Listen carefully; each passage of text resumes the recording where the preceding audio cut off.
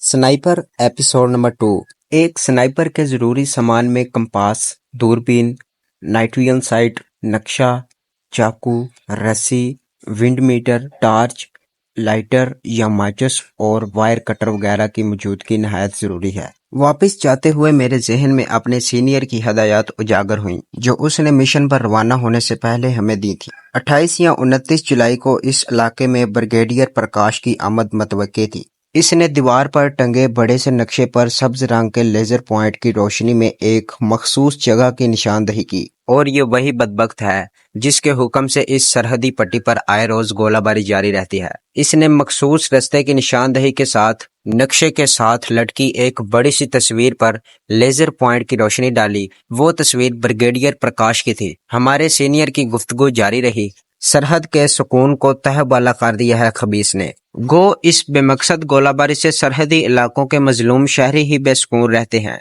बल्कि कई एक के जख्मी और जाँ बहक होने की खबरें भी तवातर से मिलती रहती हैं। इसलिए ऐसे शर्पसंद जो अमन मुआहदे को खातर में लाए बगैर अपनी कार्रवाइयां जारी रखें, जिंदा रहने का हक खो देते हैं। ये ऐसा खबीस शख्स है कि इसे यहाँ तैनात हुए 4 माह होने को हैं और इन 4 माह में शायद ही कोई ऐसा दिन गुजरा हो जब इसके हुक्म से दुश्मन की तोपें खामोश हुई हों। अब हमें बावसूख जराए से खबर मिली है कि ये अगले मोर्चों के मुआयने के लिए इन 2 तारीखों में आने वाला है। यकीनन इस बदबख्त ने कोई नई शरारत सोचनी होगी। हम इसकी शरारतों से खौफजदा नहीं, लेकिन शरारत करने वाले का सद्देबाब अगर मुमकिन हो तो सुस्ती नहीं करनी चाहिए। और सादिक, आप सीनियर हैं, इससे पहले भी कई बार सरहद पार जाकर कामयाबी में हमकनार हो चुके हैं, जबकि ज़ीशान हैदर पहली मर्तबा किसी मिशन पर जा रहा है। इसे अच्छी तरह समझाना ताकि आइंदा ये भी आपकी तरह एक अच्छे स्नाइपर के तौर पर सामने आ सके। यूं भी ये आपका होनहार शागिर्द है। और ज़ीशान,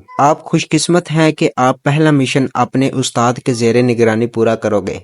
अब वो सीनियर तजर्बाकार स्नाइपर और मेरा उस्ताद जिसके सर पर तकमीले मिशन का बोझ था, यहाँ से तकरीबन 5 किलोमीटर दूर बेबसी की हालत में पड़ा था और मिशन की सारी जिम्मेदारी एक नौ आमूज स्नाइपर यानी मुझ पर आन पड़ी थी। गो जख्मी होने के बाद उस्ताद सादिक ने मिशन को अधूरा छोड़कर वापस जाने का मशवरा दिया था, मगर मेरे इसरार पर उसे जरूरी हिदायत और नेक ख्वाहिशात के साथ मुझे रुखसत करना पड़ा था।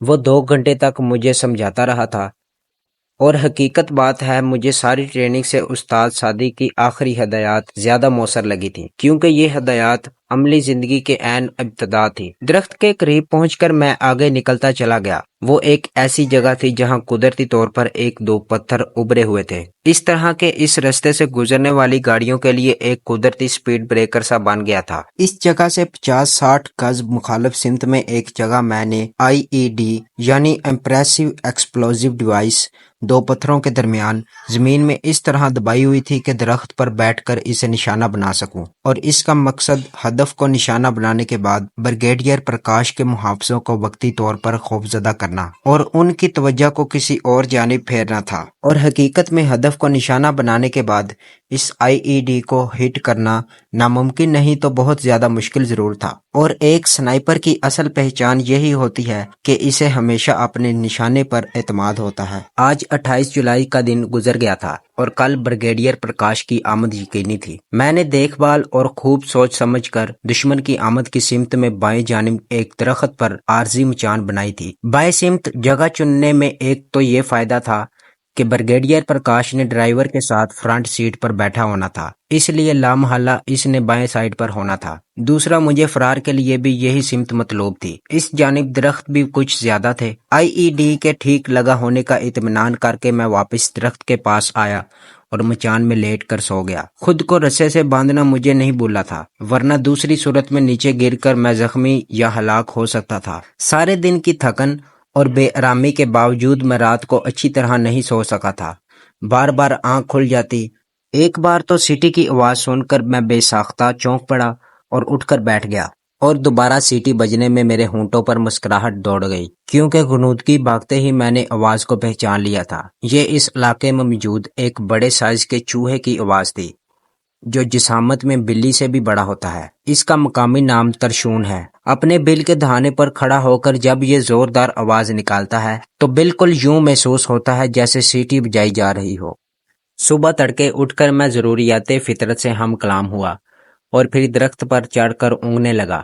دشمن کی آمد بعد از دوپہر متوقع تھی، کیونکہ اس رینک کے آفیسر کا صبح تڑکے جاگنا ایک مذاق ہی معلوم ہوتا ہے۔ جاگنے کے بعد بذریعہ ہیلی کاپٹر بریگیڈیئر ہیڈ کوارٹر میں پہنچنا اور پھر وہاں سے اگلے مورچوں کے معائنے کے لیے بائی روڈ آنے میں اتنی دیر تو ہر حال میں ہونی چاہیے، مگر اس کے باوجود بالکل ہی بے پرواہ ہو جانا مناسب نہیں تھا۔ دھوپ کے تیز ہوتے ہی میں سنبھل کر بیٹھ گیا۔ وقفے سے میں دوربین کے ذریعے ارد گرد کے علاقے کا جائزہ بھی لے لیتا تھا۔ یوں ہی سورج نے نصف سفر طے کیا، مطلوبہ سمت میں ایک جیپ نمودار ہوئی۔ میں نے دوربین آنکھوں سے لگا لی۔ جیپ کا نظارہ بالکل قریب ہو گیا تھا۔ فرنٹ سیٹ پر بیٹھے ہوئے دونوں جوانوں کی شکلیں بریگیڈیئر پرکاش سے بالکل میل نہیں کھاتی تھیں۔ تھوڑا مزید نزدیک آنے پر ان کے رینک بھی نظر آنے لگے۔ ڈرائیور کے ساتھ درمیانی رینک کا ایک آدمی بیٹھا تھا، جبکہ عقبی جانب 3 آدمی کلاشنکوفوں سے لیس کھڑے ہوئے تھے۔ جیپ سست رفتاری سے چل رہی تھی۔ یقیناً یہ بریگیڈیئر پرکاش کے آنے سے پہلے رستے کی دیکھ بھال کر رہے تھے۔ میرے تنے ہوئے اعصاب ڈھیلے پڑ گئے تھے۔ وہ اسی سست رفتاری سے اس کچے رستے پر سے گزرتے چلے گئے۔ مجھے یقین تھا کہ انتظار کی گھڑیاں ختم ہونے کو ہیں۔ اپنے کیموفلاج کا بغور جائزہ لینے کے بعد میں بریگیڈیئر پرکاش کے استقبال کے لیے تیار ہو گیا۔ گھٹنوں پر رکھی رائفل میں نے ہاتھوں میں تھام لی تھی۔ ٹیلیسکوپ سائٹ کے سامنے اور عقبی طرف کے گلاس کو اتار کر میں نے موڑ کی سمت نشست باندھ لی۔ سائٹ کے اندر 3 گہری سیاہ لکیریں نظر آ رہی تھیں۔ 2 لکیریں دائیں بائیں سے درمیان کی طرف آ رہی تھیں اور ایک قدرے موٹی لکیر تھی جو نیچے سے اوپر کی جانب اٹھ کر جا رہی تھی۔ اس کا اوپری سرا بالکل باریک تھا۔ تینوں لکیریں درمیان سے ذرا پہلے ختم ہو جاتی تھیں۔ اگر نیچے والی لکیر کو اوپر کی طرف مکمل اٹھا دیا جائے تو سائٹ کے اندر بڑا سا جمع کا نشان بن جاتا۔ اسی عمودی لکیر کا اوپری سرا میرا نشستی نقطہ تھا۔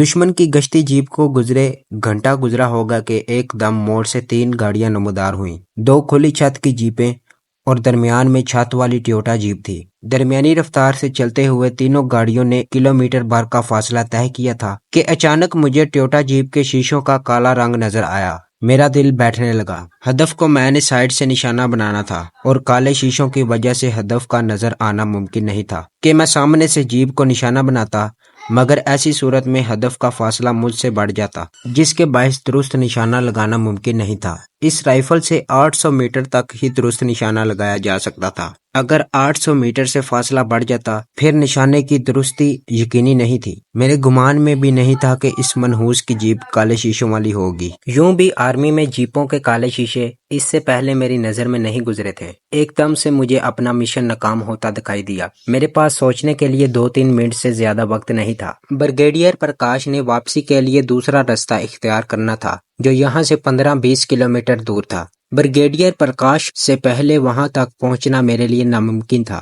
اگر میں بہت زیادہ تیز رفتاری کا مظاہرہ کرتا اور کسی نہ کسی طرح وہاں پہنچ بھی جاتا، تب بھی خود کو چھپا کر دشمن کے خلاف کوئی پروگرام سوچ کر اس پر عمل پیرا نہیں ہو سکتا تھا۔ استاد صادق نے آخری نصیحت میں کہا تھا کہ ایک تربیت یافتہ سپاہی کا مشن میں ناکام ہونے کے بعد زندہ واپس لوٹنا بھی آدھی کامیابی ہوتی ہے، مگر میں اپنے پہلے مشن میں آدھی کامیابی پر اتفاق نہیں کر سکتا تھا۔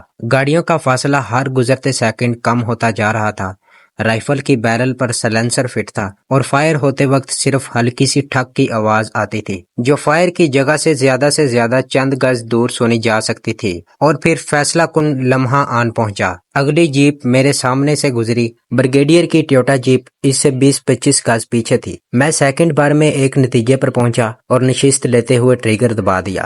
ٹھک کی آواز کے ساتھ بلٹ نے مزل کو چھوڑا اور اسی لمحے سب سے آگے والی جیپ کا پچھلا ٹائر زوردار دھماکے سے پھٹ گیا۔ تو یہ تھی ہماری آج کی ایپیسوڈ۔ امید کرتا ہوں کہ آپ کو یہ کہانی پسند آئی ہوگی۔ اس چینل کو سبسکرائب کریں اور بیل آئیکن کو ضرور پریس کر دیں۔